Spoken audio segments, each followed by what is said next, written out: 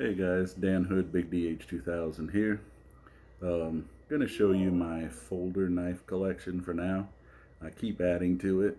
Now, some of these are pretty high-end knives. Most are rougher everyday carries, and a couple of them you probably think, why does he have that weird knife or that, um, that no-name brand knife? And they're gifts from people that were special to me or passed on down to me. So that's why I keep them, and I'll explain them as I go. Um, so let's get to it. This is going to be a long video, guys. Sorry, just enjoy. Okay. First off, we're going to start with this one. Got a sharpener on the side, a dressing, field dressing. It's custom made. I acquired this in a trade. Okay. I'll get it close so you guys can see it. Damascus blade. A little trigger back here. I'm not going to tell you who the maker is. Well, it's not a trigger. I'm not going to tell you who the maker is on this one. I'm going to let you guys figure it out. And if you figure it out, send me an email and I'll let you know if it's right or wrong. I've got a large CRKT.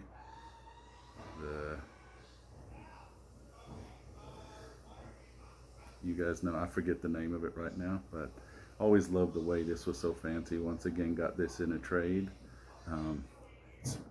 It's all mechanical, but you press this and it folds. It's also got no assist, but popper. Now these two stay in a different case with all my fixed blades. I'll do a separate one for those. Bought this Letterman when I was about, I don't know, got my initials on it. Probably about, which one is this? PST2, I think is what it's called. Gosh, I was maybe 19 or 20 when I bought this. That's how long ago it's been. Okay. This is just an empty pouch case I got. Nice little buckle. Holds a wide range of different stuff, so I keep it separate. Got your the mini Swiss Champ in case and all acquired in Switzerland itself. I'll pull it out just so you guys can see it. For those who don't know what a mini Champ looks like, okay? I won't bother to pull out all the bells and whistles on it, but it's basically the miniature version of the Champ. This is also a Swiss Army knife by Wenger or something like that. Slightly different company. I actually bought this in Switzerland as well too. As you can see, it's a bit beat up. It's a Champ, or their version of the Champ. A couple of things on this one that are nicer than the Victorinox. Main thing being some of the screwdrivers are a little better. Got a couple of wrenches on it too that the Swiss Champ doesn't necessarily have from Victorinox. Anyway, I enjoyed that when I got it. It's more a keepsake. I was given this Swiss Champ by my brother.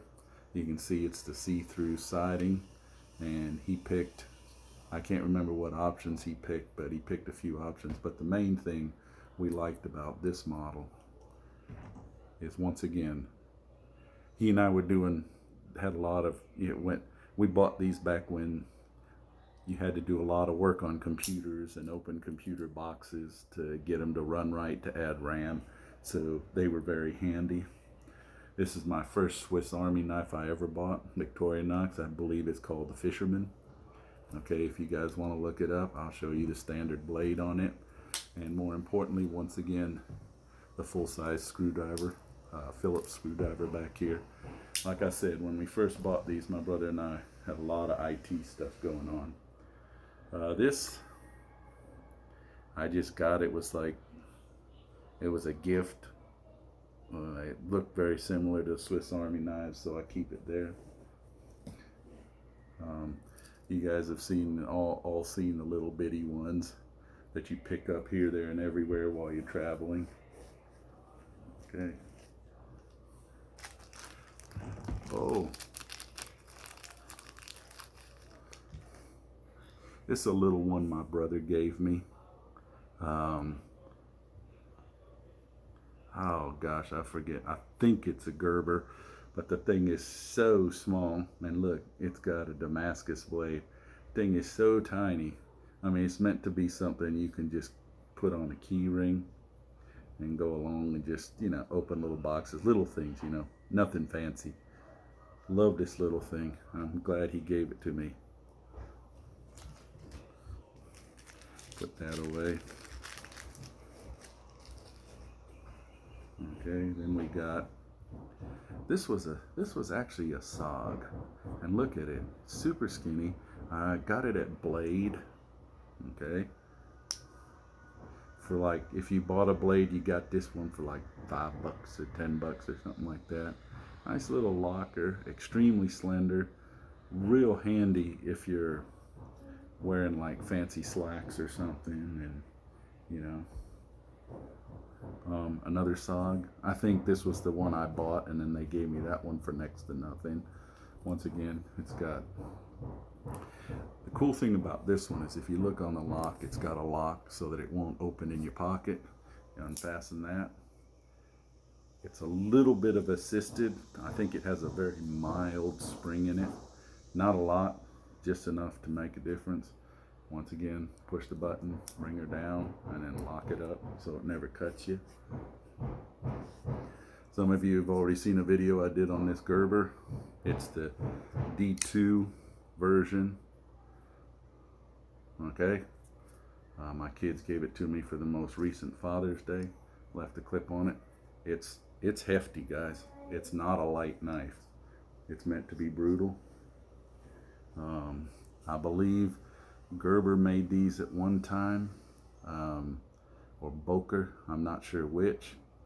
The Coca-Cola was beautiful, the blade was beautiful, but the hinge is not good. It probably needs to be taken apart and the hinge polished. I've oiled it. I've put I've put graphite in it to try and wear it a little bit, all kinds of things, but it's never performed well. Of course, you know, you get the little Gerbers from everywhere. As you can tell, I was doing electrical work and shorted through it, and it melted the blade. I'll let you guys see some of that right there.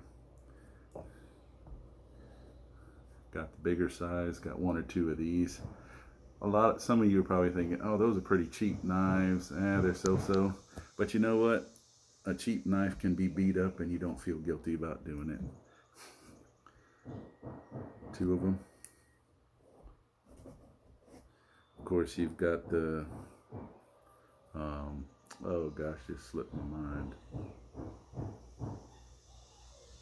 Benchmade. I believe this is the Griptilian, is what they call it. Got a blue case on it. Also got the black somewhere, but the black is chipped and broken. When I first got this in a trade, had to take it all apart, clean it, fix it up. It was not in very good shape. I don't know about the rest of you, but the first pocket knife I ever got was a Buck, an old school. I believe they're called the 303s. And you can see this is the very traditional double grind blade, even though it doesn't have any sharpness to the back. Had a very Bowie look, you know. And because they were so hard to find, I came across a second one on eBay once that needed a little help, mainly just needed sharpening and a buff, but the person who had it didn't know what they were doing. So anyway, got two of those because I like those shapes. Are so hard to find. I forget which Buck this is. This is the 503. This is more of a gentleman's knife who wears slacks. This, I believe, is the Rosewood edition. And you got the Buck with the G10, same thing. I think it's, yeah, they're still called 503, but then it has a very interesting little thing after the 03 to indicate that it's the G10. Let's see. Oh yeah, got this little one, little pencil knife. 365. Okay, old school. I think it's rosewood once again, or teak scales, I can never remember. Then we've got the 505, which is the short version of the 503. Once again, rosewood. And then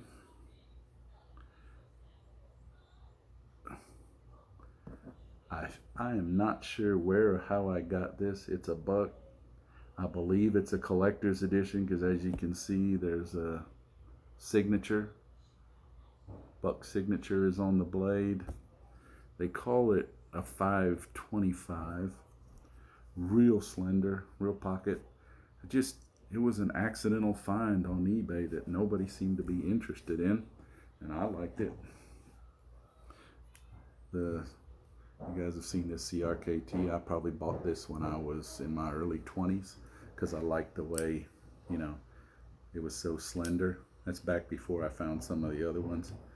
But you had to be really careful because if that hinge ever got loose, you could slice yourself on this blade.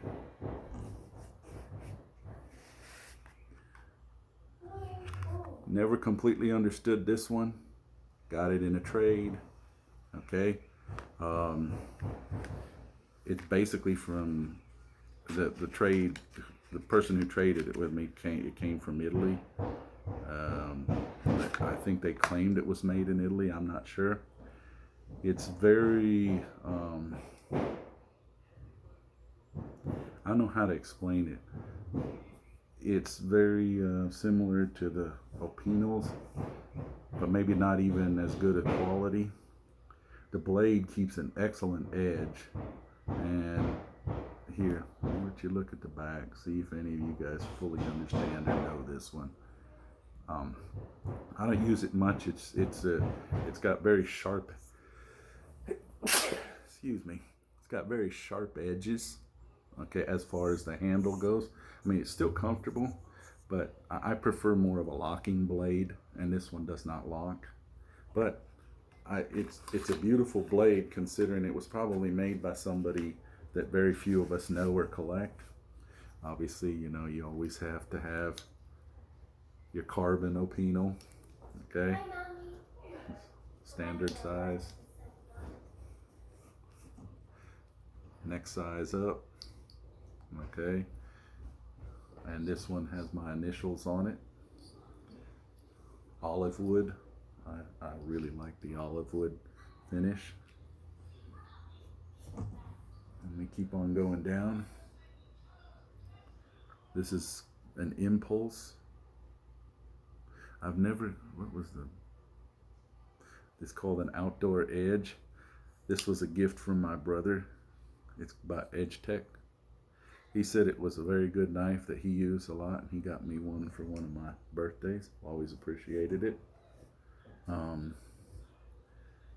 This is a Cutco one that he also liked, the Falcon. Not a fancy brand, but it's definitely a good solid knife, and cheap enough that if you break it, you don't worry, Got, what is this one? This is a Kershaw, okay, assisted. I'm sure some of you are more. I never really keep track of who makes the knife, what the flavor is, what it's called. That's just not my thing. I appreciate a knife for what it is, don't care who made it, and just enjoy it from there. Another little Kershaw. Once again, one of these little Holden, just to slice a few little things. Got a liner lock, okay, folds here. Probably fit nice on a keychain. I grew up, well, not grew up, but the Cold Steel Company grew up next to me. I've got some of the really old school ones. This is the original Sanmai steel, combination of Ventura, California and Japan. I've had to glue these scales back on once or twice with rubber cement. For those who have had some of the really old school cold steel know what I mean. Then here's another one, the old Tonto blade in a really small folder. Once again, old school scales. And then here's the more modern cold steel with the kind of the plastic setup. I'm not sure I like these as well. Personally, I don't think they hold up as well.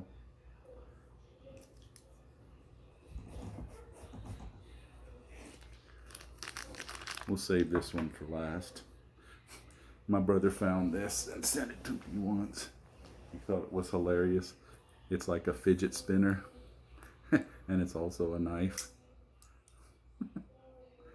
It's more for play than anything.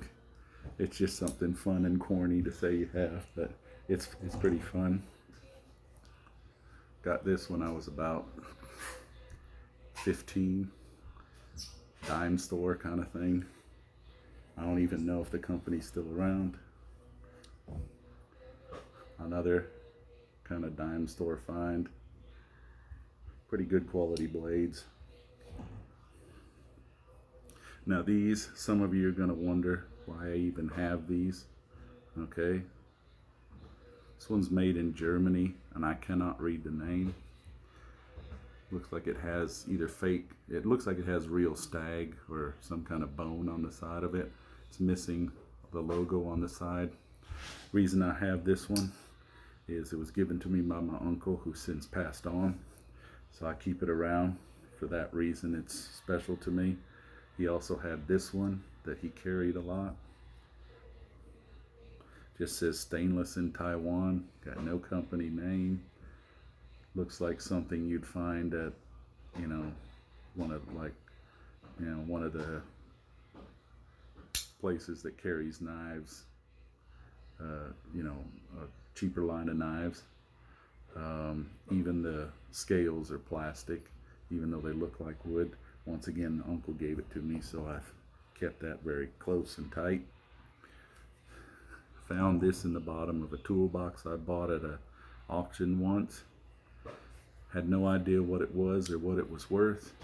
Since found out it's a reasonably well prized knife out of Japan with very high-end blades. Had to clean it up a little bit, fix it up because it was a little, the blade wasn't bent, but the casing was a little out of whack, so I had to fix that up. Had to lightly tap the rivet just to keep it together. But anyway, that's that blade. And then finally, when I was about, it's a long time back. I was probably about 12 to 15 when I bought this. It truly is real fossil ivory scrimshaw. I can't even remember where I bought it. Probably at like a national park. It's called a Little Humpback. Let me see if I can get this there. You can see it. It's surgical stainless out of Japan. It's called National Blade out of New Jersey, USA. All I tell you is I don't think you can even buy stuff like this anymore because of all the tight laws on scrimshaw and bone and everything. So I keep this one safe. It's grandfathered in. Anyway, guys, that's my folder collection. Oh, wait. One given to me by another uncle, the old 112. Okay, not 110, sorry, not the 112. This is the 110. I had a 112, but I gave it away to a youngster that needed something fancy. I found the thumb screw you can put on it. I keep it sharp. It's a chore to sharpen. As you can see, it's old school, it's beat up. It was well used when I got it, and it continues to be well used. Sits nicely in this leather sheath I just bought a few months back finally. Wore out the other one. Anyway, guys, that's the collection. Sorry it's a long video, but I hope you enjoy it. And these are just my folders. I'll do one concerning my fixed later. Take care.